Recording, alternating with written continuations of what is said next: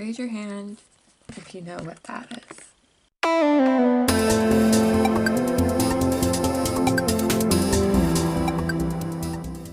What's up, Crescents? So, welcome back to my channel, or welcome to my channel if you're new. I figured that since it's probably logical that Chip's book is not going to be coming within the 7th, probably because I ordered it from Wish, that I would bring out my mindfulness journal that I haven't really touched yet. And if you've been watching my channel since January, you would know that I love these kinds of journals. I collect them a lot and then I end up not doing them. So I figured using my channel as an outlet to be able to fill these out, it might be beneficial for me. And this is a mindfulness journal. Oh no, it's folded. But this is a mindfulness journal that I bought quite some time ago in order to help me become mindful, work on meditation and stuff. And as for right now, for this episode, we're just gonna go ahead and read the introduction and all of that so that we know what we're getting into. So the back of the book says, "Here's your daily guide to living in the moment. Everyone knows that in your busy, hectic lives, achieving mindfulness is a good idea. But what does it really mean? And how do you turn this buzzword into an actual lifestyle? Living mindfully means less stress, improved sleep, emotional clarity, and even a strengthened immune system. It's about slowing down, exploring your world, and understanding the importance of simple moments of joy." From Catherine Price, author of the best-selling Gratitude, a journal comes this inspiring and insightful fill-in journal. I don't know how that sentence made sense, but maybe if I won't read it when I just woke up. There it was. The writing prompt and inspirational quotes within these pages will help you live mindfully every day, allowing you to think deeply about what's really important and reveal new ways to feel grateful, peaceful, and prepared for the ups and downs of life. So basically what I think we're going to do is at the beginning of each episode, we'll go through one writing prompt, which I already did a couple, it looks like. But we'll go through one writing prompt a day, and we will, or each week, and we'll go through and do it together. And then I'm totally blanking on what I was gonna say. Then we will continue with whatever I had planned, whether that be reading Chip Hartramp Yoga Sutras of Patanjali, or showing you my practice, or teaching a yoga practice, or meditation, talking about meditation, how to find your meditation pose, whatever it is that we're doing for that week. We're always going to start off with this. So anyway, let's go ahead and get into reading the introduction. It is kind of long, so I'm hoping that I have enough time to continue with next week's stuff. Yeah, it's a little long. And then I'll go ahead and read you what I wrote for the first writing prompt.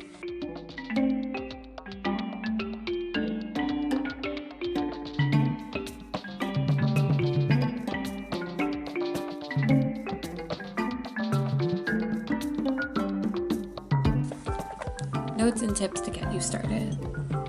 The more regularly you use this journal or practice its experiences, the more you'll get out of it. In general, I encourage you to jump around the book as you see fit, choosing an exercise or a quote that seems appealing or appropriate on that particular day. But please begin with the first exercise in the book, which asks you to describe why you're interested in practicing mindfulness. Setting an intention for your practice makes it more likely that you'll stick with it. Before you write, stop, breathe, and be. This is one of my favorite mindfulness exercises, and I recommend doing it every time you use this journal to help you focus and calm yourself before you begin. Alright, so that was the introduction. And so we're gonna go ahead and read what I had written for the very first prompt. And it looks like I did the third prompt as well.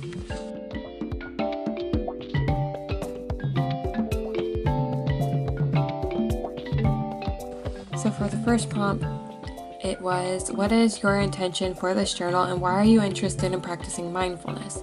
From time to time, come back to this entry and note what's the same and what has changed. And on 4/11 of last year, I put, so that's almost a year ago, wow. Okay, so I put, my intent for this journal is to come back to my practice when I need it most. Don't want to or simply forget.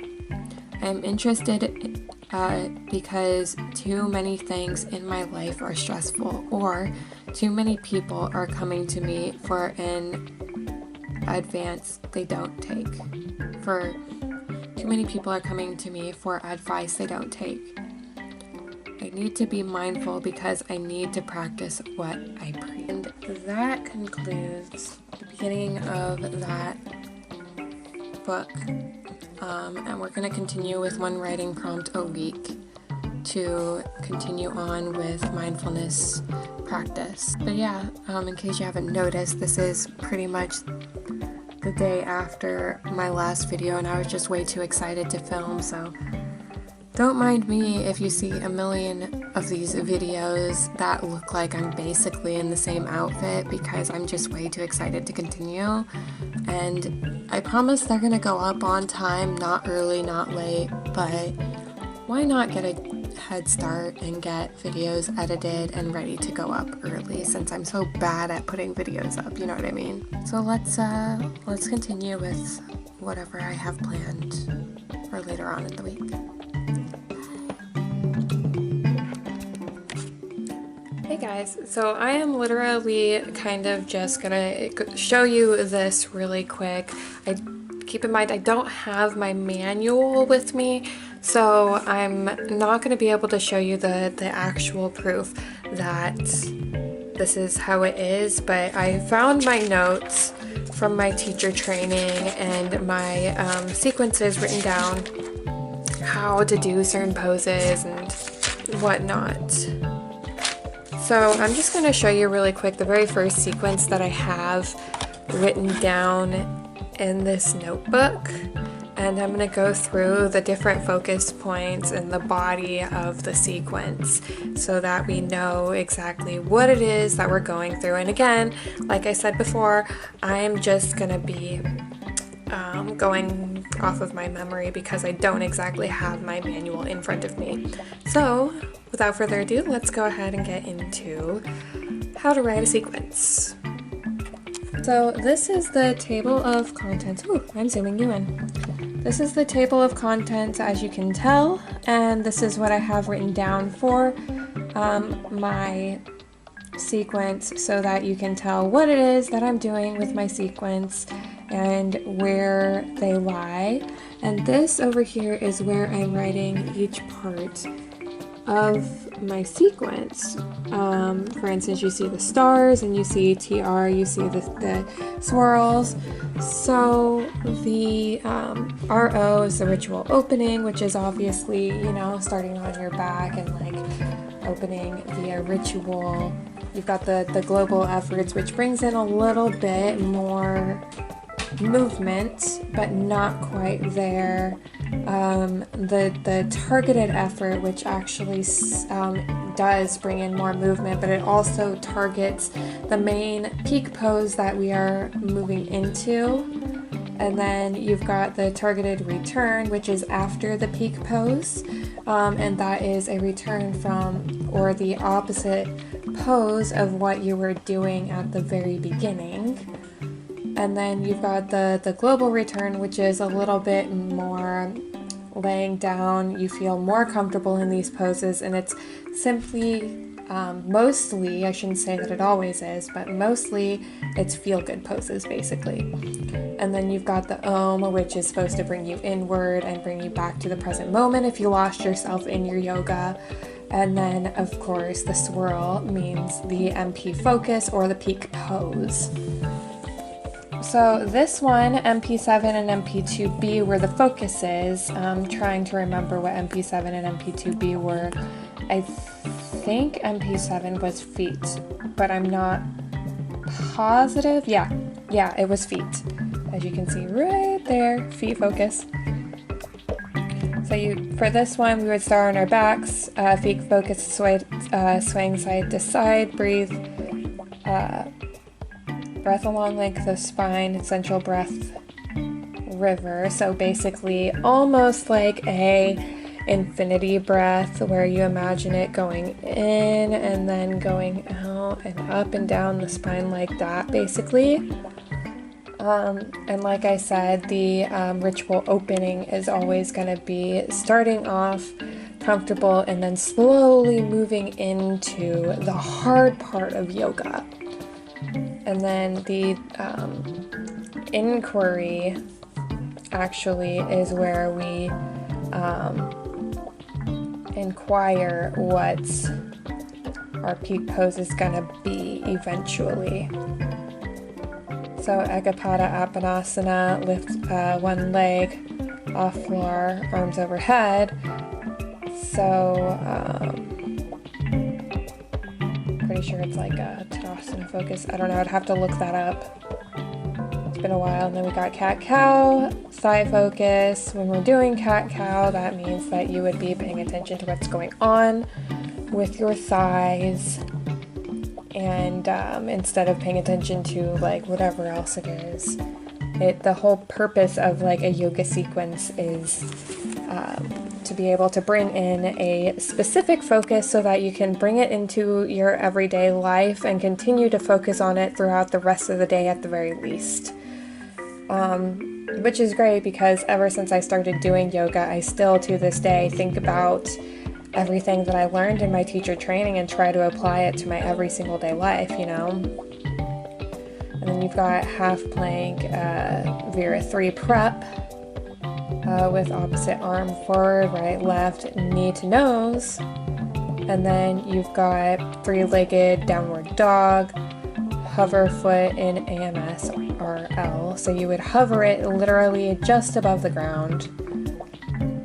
And then Uttanasana, and that's where your Om is going to be, right there. That's your Om. That's where everybody in the class would start to Om. And then you've got the Suryas. So the Suryas are what start to,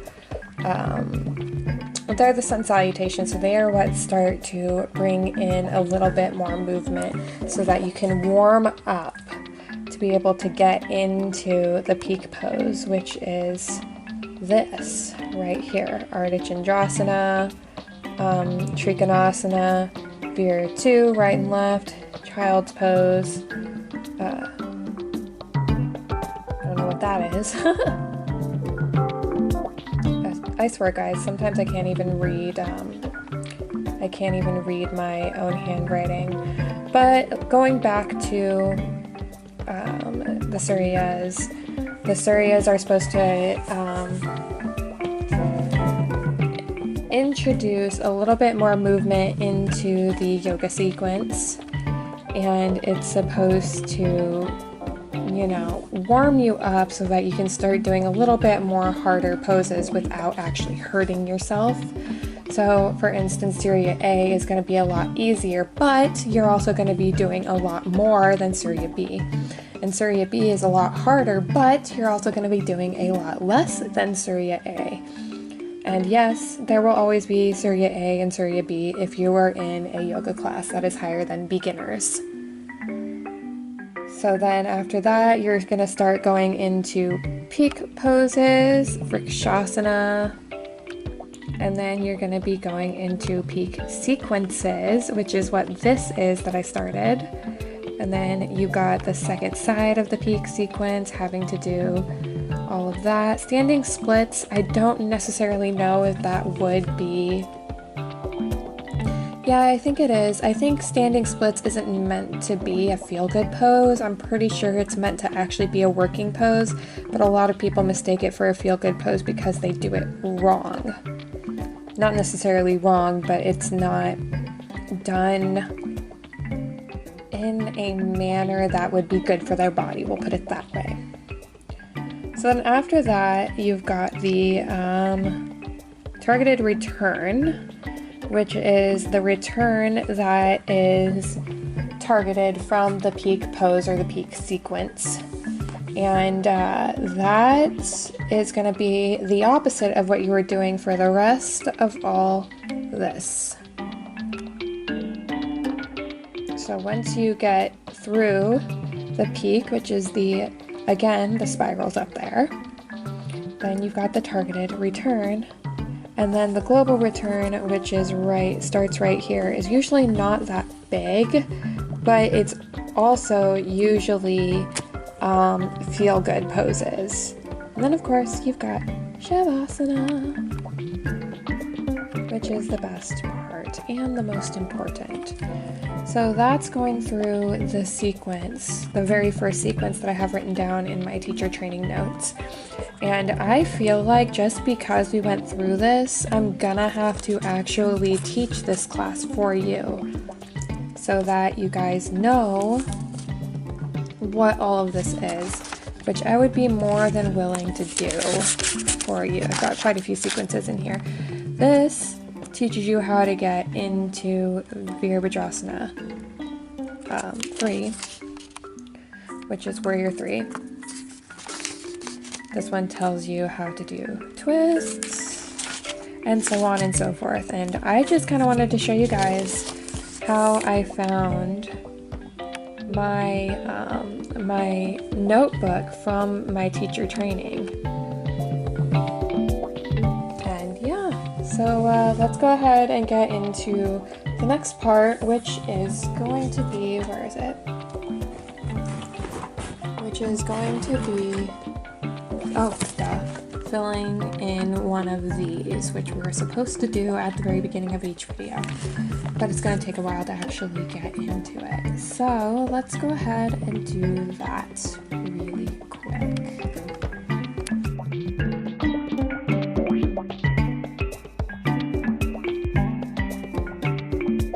Guys, my name is Freck. Welcome to my channel, or welcome back to my channel. Not new.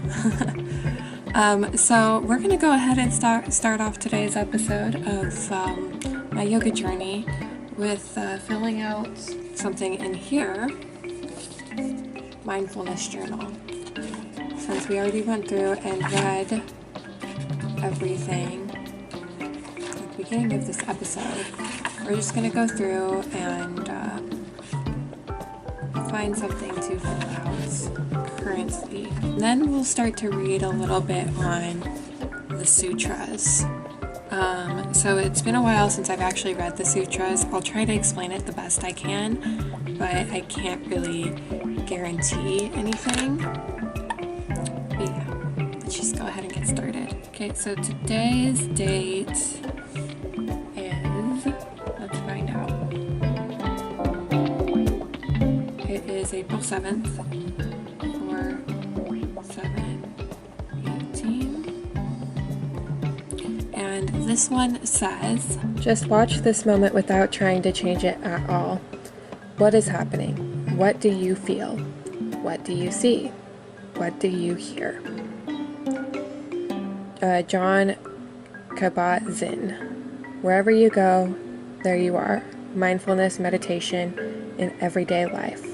Take 5 minutes to record your presentation or your present experience using Kabat-Zinn's questions as a jumping off point. So in an attempt to be more mindful, and this is great that I'm doing this too, because my therapist actually told me that I need to start being more mindful or doing mindfulness activities. So this is actually going to be hard for me because I haven't really been practicing mindfulness lately, and I kind of strayed really far away from the path, so let's just try this together.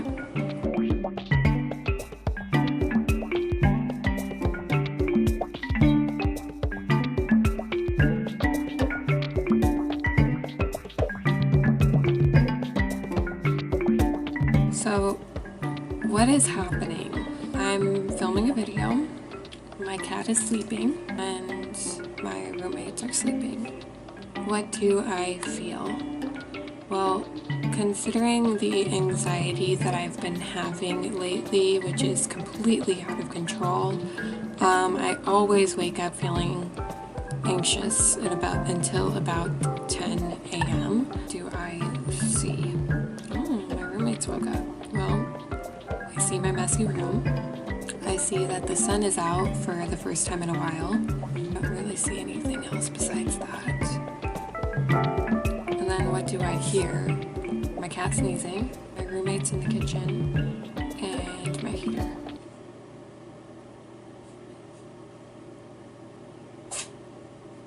Bless you, kitty. Wherever you go, there you are. Mindfulness meditation is in everyday life. Take 5 minutes to record your present experience using Kabat-Zinn's questions as a jumping off point. Okay, so now that we have filled that out for the day, let's go ahead and get started on reading the sutras. So reading from book 1, since we already read the introduction and everything. Book 1, Sutra 1, Om. Here follows instruction in union. So already I'm going to stop here. Don't worry, I will read the description underneath what that is, but I'm just going to tell you about Om for a minute. So oftentimes you hear Om and you think it's Om, O-M, right? Well, technically that's wrong. Where it is spelled O-M, it's actually pronounced Ong, O-N-G. And the reason for that is it creates a vibration throughout the body, which is a little bit more meditative than Om is. So when you are saying Om in a group of yogis, rather than Ong, you don't really feel it as much throughout your body, and it doesn't exactly bring you back to the present moment the way that Om was created to bring back to this present moment.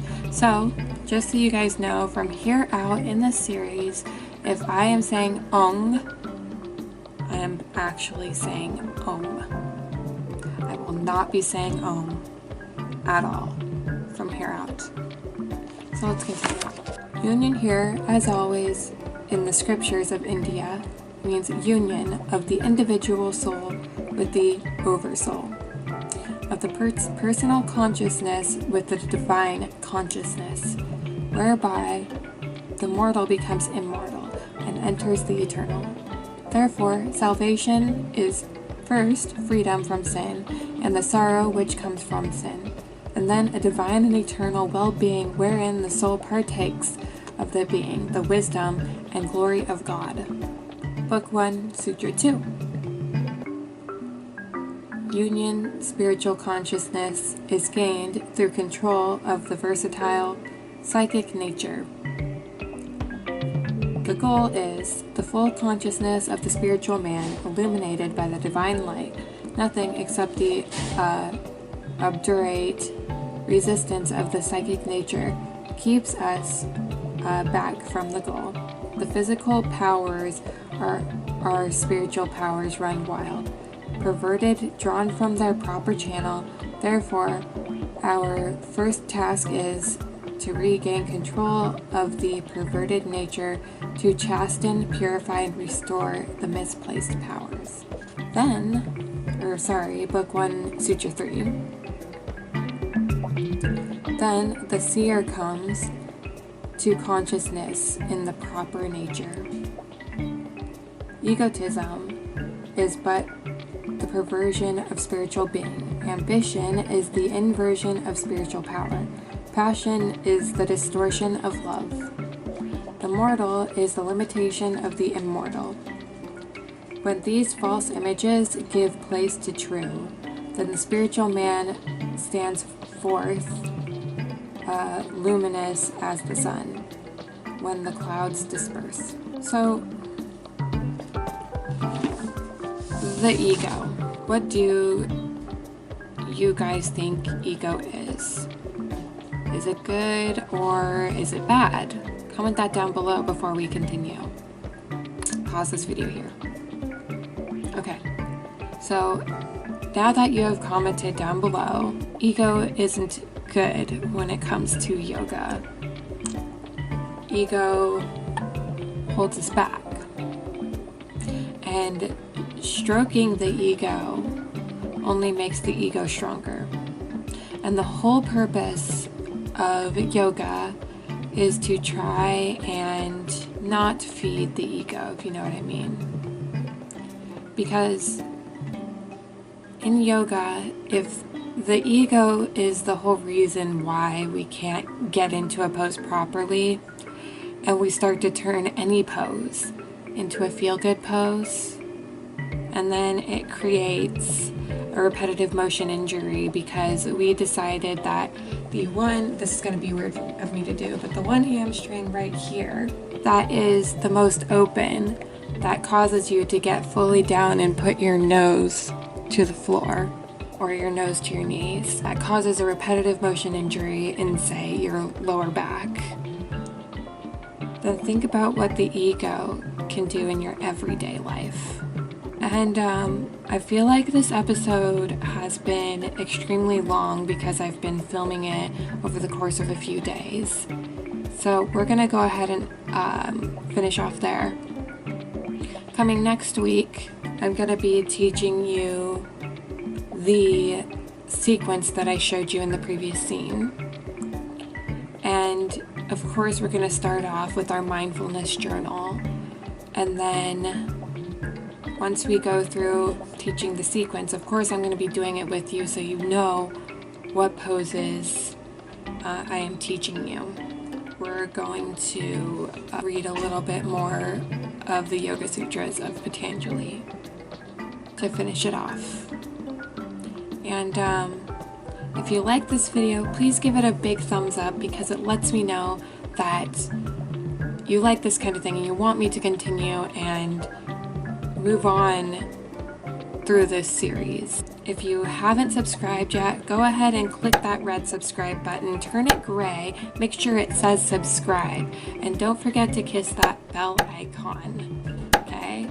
You kiss that bell icon, that means that you are truly a member of the Crescent family. And yeah, don't forget to comment down below if you liked this, and let me know what you think of the sutras, what interpretations you got out of the first 3 sutras, especially since I am using, for some reason I thought I got Chip Hartranft's Yoga Sutra, but I guess I went the cheaper route and I got Charles Johnson's Yoga Sutra translation book. But yeah, now that I've sidetracked, what did you get out of the first 3 sutras? What does your translation say? I would more than love to know. Keep in mind that reading different translations is good. It lets you know what different yogis out there interpreted from those specific sutras. And yeah, until next time, don't forget to defy your limitations. Bye, yogis!